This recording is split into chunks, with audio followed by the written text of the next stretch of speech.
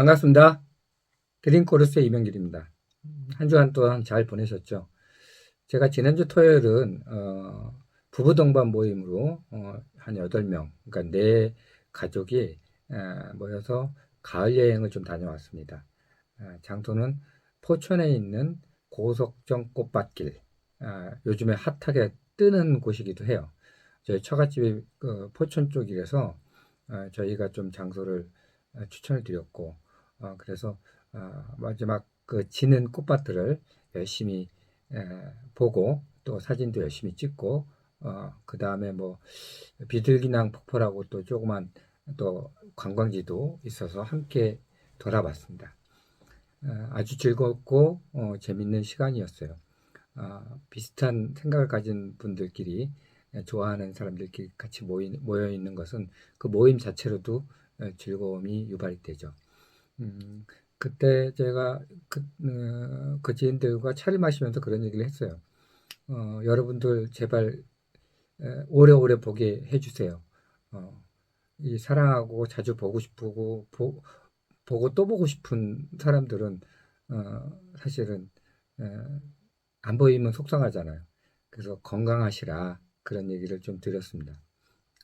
우리 찬양대 대원들에게도 다 같은 얘기를 했어요. 찬양을 잘 하기 위해서 오래 지속적으로 하기 위해서는 여러분들 건강하셔야 된다. 그래서 몸 관리를 잘 하시고 금요일 토요일 정도부터는 어떤 목소리와 그런 예배 준비를 해서 지장이 없도록 했으면 좋겠다라는 말씀도 드렸습니다. 자, 오늘 시간은 지난번 시간에 이제 지휘의 어떤 실전으로 들어가서 지휘의 준비 과정인 자세에 대해서 좀 나누었고요. 오늘은 이어서 손 동작에 대해서 좀 나누고자 합니다. 지휘는 뭐라고 제가 말씀을 드렸냐면 아름다움이라고 했습니다. 그리고 조화로워야 된다. 이 두 가지가 포인트였는데, 이 손의 동작도 동작을 통해서 지휘를 하는데 이 또한 아름답고 조화로운 모양새가 나와야 됩니다. 그래서 오른손과 왼손의 사용을 잘 하셔야 될 것 같아요. 그래서 이 오른손과 왼손의 역할에 대한 어떤 이론도 몇 가지가 있습니다. 혹자는 오른손의 지휘와 왼손은 똑같이 미러처럼 똑같이 한다. 라는 이론도 있어요. 물론 이 왼손이 처음부터 끝까지 다 오른손과 똑같이 하면 아니 되겠죠. 그래서 똑같이 따라하되 순간적으로 제한적으로 포인트를 준다는 개념이 이 이론이고요. 두 번째 이론은 오른손은 박자, 뭐 기본 박자에 대한 것을 터치를 하고 왼손은 발상, 그 위에 표현하는 여러 가지 것들에 대해서 악상을 살려서 왼손을 사용해라. 뭐 이런 이론이 두 가지 이론으로 크게 대별이 되는 것 같아요. 그래서 저는 여러분들이 선택을 하되 저는 제가 하는 것을 좀 추천을 드리고자 합니다. 저는 일단 오른손은 기본 박자, 그 다음에 음량, 그 다음에 정박자를 통한 큐 사인, 그리고 뭐 어떤 특징 이런 것들을 오른손으로 다 합니다. 실제적으로는 오른손 하나 가지고도 G를 다 할 수가 있어요. 충분히 할 수 있습니다. 그런데 왼손을 사실 가만히 놔두기는 좀 어색하기도 하고, 또 오른손을 사용할 때 다 하지 못한 디테일 부분을 왼손이 보조로서 할 수 있기 때문에 왼손을 사용하는 거거든요. 그래서 오른손은 그렇게 사용하시고, 왼손은 정박자가 아닌 박자의 큐 사인 이런 것들을 보조로 하고, 그 다음에 오른손이 역할을 재강조하는 의미에서 왼손을 덧붙여서 사용할 수가 있습니다. 예를 들어서 뭐 액센트나 그 다음에 갑자기 여리게 하거나 갑자기 크게 하거나 뭐 슈비토 피아노, 슈비토 포르테 뭐 이렇게 얘기를 하는데, 이런 거를 왼손 사인으로 해서 표현을 하는 것. 또한 클라이막스에 가서 크레센도를 갈 때 왼손을 더 활용을 해서 어떤 그런 것들을 더 클라이막스로 유도하는 그럴 때 왼손을 사용하면 저 같은 경우는 굉장히 효과적으로 표현이 되는 것 같더라고요. 그래서 그렇게 하되 똑같이 하는 거는 예를 들어서 한두 마디 이렇게 필요해서 이렇게 따라하는 거는 상관이 없지만은 처음부터 끝까지 하는 것은 조화롭지도 않고 아름답지도 않은 것 같아요. 어떤 이는 그래요. 왼손이 오른손을 지휘할 때 오른손을 너무 많이 써서 피곤하니 왼손으로도 해라. 그래서 오른손 왼손 다 이렇게 똑같이 쓴다. 뭐 그런 얘기도 하는데 이거는 제가 보기에는 안 맞는 말씀인 것 같아요. 그래서 여러분들 선택을 해서 잘 쓰고 오른손은 계속 진행을 하기 때문에 계속 사용이 되지만 왼손은 특별한 효과를 내지 않을 경우에는 사용을 안 할 수도 있거든요. 사용을 안 할 때는 어깨에 이렇게 붙이시고 약간 배꼽 부분에 이렇게 가볍게 대고 가지런히 해서 오른손을 사용하는 게 좋을 것 같습니다. 이거 왼손을 축 누러뜨려서 차렷제스를 하거나 뭐 흔들거나 뒤로 흔들거나 이런 모양새는 굉장히 비효율적이고 또 모양새도 예쁘지 않아요. 그래서 여러분들 아름답고 조화로운 지휘를 하기 위해서 왼손을 잘 사용을 했으면 좋겠습니다. 자, 이렇게 해서 손동작에 대한 거 간단히 좀 말씀을 드렸고요. 그 다음에 여러분들 합창과 합주에 대해서는 어떻게 생각하세요?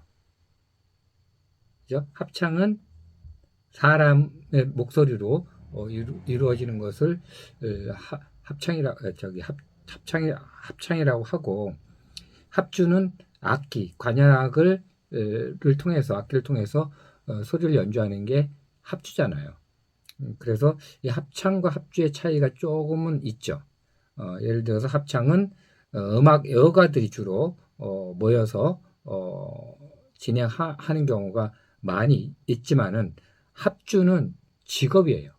그래서 악기를 전공한 이들이 모여서 연주를 하기 때문에 곧 시간이 돈입니다. 뭐 그런 차이. 그다음에 합창의 현실화를 하기 위해서는 시간 투자를 많이 해서 연습을 많이 하죠. 근데 합주는 전부 전공자들이고 시간이 돈인 직업인이기 때문에 이렇게 모아다 놓고 오랫동안 연습을 시킬 수 없어요. 각자 알아서 해서 맞춰가지고 뭐 정리하는 그런 개념이기 때문에 그렇게 하고 또 합창은 합창단 사람의 어떤 생명 영혼이 들어가 있는 생명체가 연주를 하는 거고 합주는 고도의 훈련된 기술을 가진 관현악으로 이루어져서 진행하는 게 합주죠. 자, 이렇게 되면 합창과 합주의 지위는 어떨까요? 업더니는 합창과 합주의 지위는 기본적으로 다르다. 합창 지위는 합창 스타일의 지위가 있다. 이렇게 말씀하시는 분도 계세요. 그런데 한번 생각을 해보세요. 합창은 사람의 목소리가 악기인 거죠. 합주는 관현악이 악기입니다. 같은 악기예요. 단지 사람의 목소리로 인해서 연주를 하느냐, 악기를 통해서 연주를 하냐의 차이만 있을 뿐이에요. 그럼 지휘를 어떻게 하냐는 얘기죠. 결국 기악과 성악 이렇게 구분이 진다면 전부 악기예요. 악기를 지휘한다고 본다면 그렇게 동떨어진 지휘라고 볼 수는 없죠. 그래서 제 생각은 그래요. 관현악을 지휘하는 분들이 퀄리티가 높다고 생각들을 하시는 것 같아요. 그래서 합창과 불리한 지휘.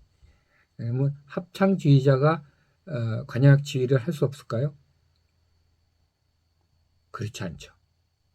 똑같습니다. 합창 지휘자도 사람의 목소리를 악기로 사용해서 이끌어내듯이 악기의 기능만 조금 더 연구하고 스터디한다면 충분히 관현악도 지휘를 할 수 있다. 마찬가지죠. 합주를 지휘하는 분들이 합창주의도 그런 식으로 가능한 거예요. 요즘 들어서는 이제 관현악 지휘 테크닉이 조금 디테일하고 그런 부분들이 많이 있다 보니 그 관현악 기악에서 나오는 지휘의 스킬을 합창 지휘에 많이 또 사용하고 활용하고 있는 시점인 것 같아요.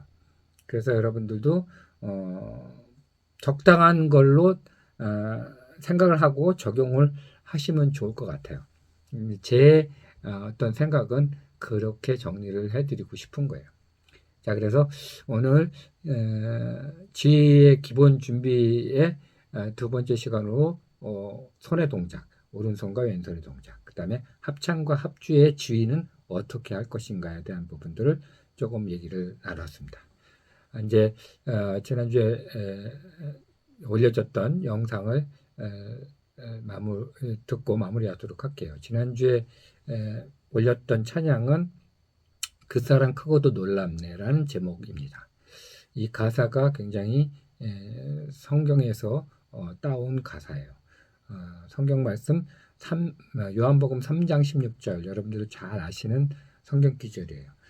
하나님이 세상을 이처럼 사랑하사 독생자를 주셨으니 이는 그를 믿는 자마다 멸망하지 아니하고 영생을 얻게 하려 하심이니이다. 많이 들어봤던 성경 기절이죠. 이 가사가 거의 그대로 악보의 가사로 쓰여져 있어요. 여기서 중요한 것은 세상을 사랑하시사 하나님께서 사랑하시사 독생자를 주셨어요. 그래서 포인트는 사랑입니다. 사랑. 그래서 제목도 그 사랑 크고도 놀랍네. 그러니까 주님의 사랑이 목숨까지도 바쳐드렸던 그런 사랑으로 우리를 죄에서 구원하셨던 그런 의미이기 때문에 그런 부분의 어떤 감정을 가지시고 불러주시면 좋을 것 같아요. 저 같은 경우에 이 연주를 공기반 소리반을 또 접목을 했습니다. 원래 이 성악에서는 공기가 거의 잘 안 들어가고 소리로서만 많이 이끌어내는데 이 찬양은 약간 공기가 들어가서 조금 부드럽고 또 그런 부분들이 또 효과적으로 나타날 수 있을 것 같아서 특히 첫 파트, 첫 프레이즈에 들어가는 여성 유니슨, 남성 유니슨 여기에서는 좀 공기를 사용을 해서 너무 세게 소리를 내지 말아라 라는 주문도 좀 했습니다. 그래서 이런 것들을 여러분들로 한번 느껴보시고 특히 크레센도 지난번에 악상에 대한 얘기를 할 때 합창 이론의 기본 요건에 대해서 설명할 때 크레센도는 P다, 데크레센도는 F다 뭐 이렇게 말씀을 드렸어요. 크레센도 점점 크게 하기 위해서는 초입이 아주 작게 불러야지 이 효과가 커집니다. 거꾸로 점점 여리게 할 때는 처음이 커야지 여리게 하는 게 확실하게 드러나죠.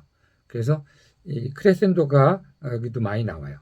크레센도, 포르티시모 이렇게 떨어지는데 이 전에 P를 어떻게 했는지 여리게를 어떻게 했는지에 대한 것도 여러분들 한번 느끼면서 보시면 좋을 것 같습니다. 자, 오늘은 여기까지 하고 영상 감상을 하시면서 마무리 짓도록 하겠습니다. 자, 다음 주에 또 뵐게요. 바이바이.